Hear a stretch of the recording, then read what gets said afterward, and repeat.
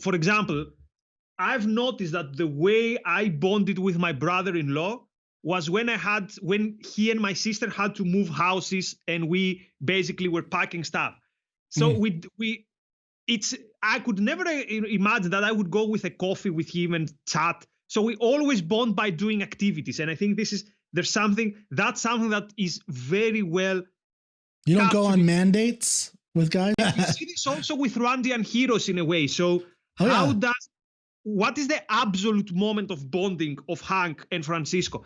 And they're throwing the clay in the, yeah. It's their common struggle against, okay, not nature, but it's when they have to throw the clay, when there's this leakage of, I don't know what it was. Molten steel is like, and they have to like throw clay to kind of cover the spots that have been leaking, I guess. And it's like, and it's described in very similar way to Shane and the Stump and Joe in terms of like they're one kind of person and they're kind of each in rhythm and they're flowing in a perfect symbiosis.